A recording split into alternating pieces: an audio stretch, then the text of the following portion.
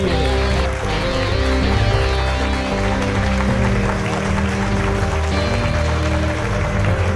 Thank you so much. My name is Richard Gage, AIA. I've been a practicing architect for 20 years, and I'm a member of the American Institute of Architects. Let's take a look at World Trade Center 7 now. It was 47 stories tall, what would have been the tallest building in 33 of our states.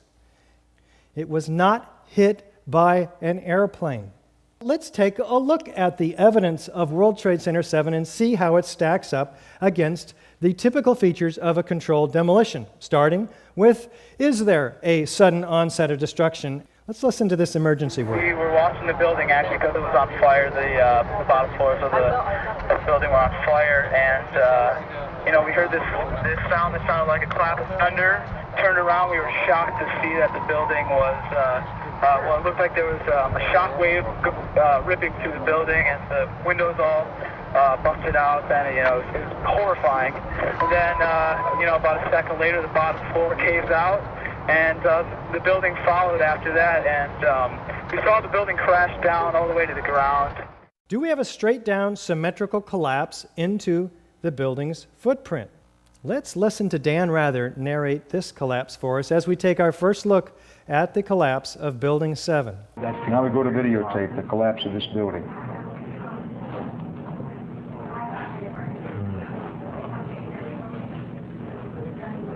It's amazing. Amazing, incredible, pick your word. For the third time today, it's reminiscent of those pictures we've all seen too much on television before, when a building was deliberately destroyed by well-placed dynamite to knock it down. Let's take a look in this side-by-side comparison with a known controlled demolition on the right. Did the building fall into its own footprint? Pretty much so.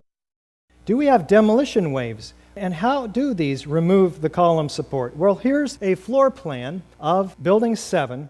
Now, to bring a building smoothly, symmetrically into its own footprint without falling over, what we have to do is remove the core columns, because what we want to do is bring the outside of the building in on itself. Now, this involves a high degree of precision that fire is not capable of.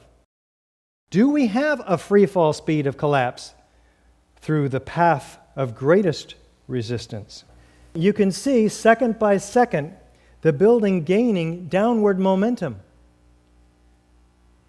You can plot the drop distance on a graph of time, and it fits the free fall curve almost perfectly. What does this mean?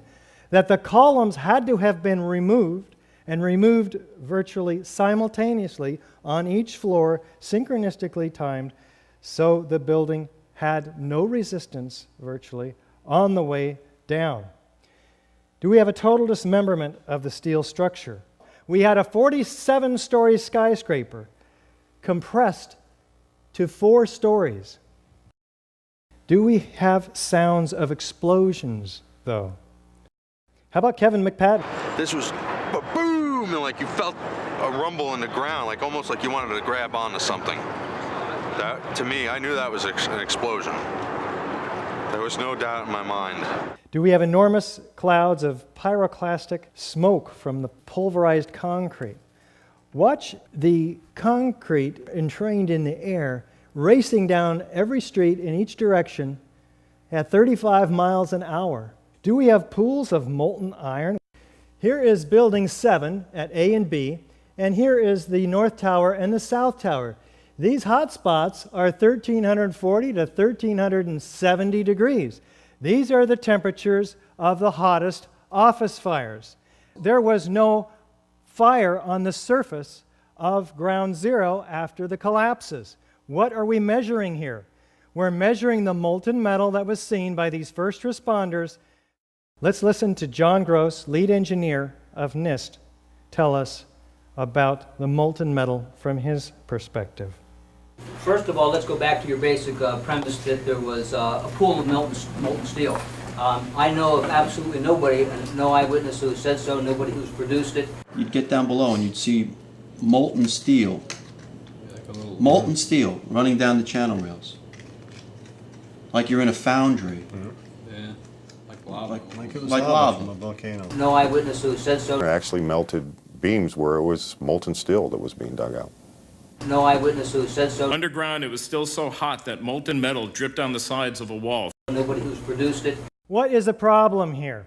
Somebody's lying. I'm going to leave it up to you to make your own conclusions. How about chemical evidence, though? What produced all this molten metal? And what is thermite anyway? Thermite. An incendiary used by the military, thermite is a compound of iron oxide and aluminum, which when ignited sustains an extreme heat reaction, creating molten iron. In just 2 seconds, thermite can reach temperatures over 4,500 degrees Fahrenheit, quite enough to liquefy steel. Dr. Stephen Jones performed chemical analysis on the previously molten metal. Dr. Jones received no less than 4 separate samples of World Trade Center dust, some of it from Jeanette McKinley's apartment across the street, where the windows blew in and filled her apartment with dust. Another sample was found like 10 minutes later on the Brooklyn Bridge. Well, he takes this and he puts a magnet over it, and he finds that there are small particles that come up to the magnet. Some of them are angular, some of them are round. They look like this. If you had thousands of cutter charges going off in the columns and beams throughout the building, and they were under this incredible pressure, what you'd see is something like this. Tens of thousands or millions of tiny droplets. What's the shape of those droplets? When a liquid is dispersed like this, its surface tension forms itself into almost a perfect sphere. Would there possibly be any unignited thermite pieces in the World Trade Center dust? Indeed, he finds it. It also comes up to the magnet from his dust samples. Many chips. This one, 1/16 of an inch long, red on one side, gray on the other. The red side is composed of tiny iron oxide particles and aluminum. The Lawrence Livermore Lab came out with papers only a year or two ago about this stuff. The particles being so small allow for almost instantaneous ignition between the two chemicals, the aluminum and the iron oxide, producing very explosive results. He continues his study and finds additional chips that are partially ignited, with spheres embedded in them. With Dr. Jones and his small team of scientists, through EDS, XRF, and WDS, identifies the components of these spheres and chips, predominantly iron, along with aluminum, oxygen, silicon, 1,3-diphenylpropane. The results, coupled with the visual evidence, he says, at the scene, such as the flowing hot liquid metal, providing compelling evidence that thermite reaction compounds were deliberately placed in both World Trade Center towers and Building 7. These results are documented in a peer-reviewed journal.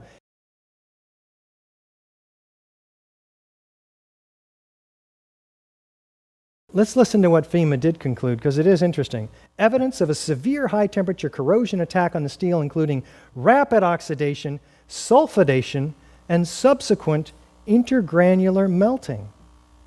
Very interesting. Remember, office fires don't melt steel. What melted this steel?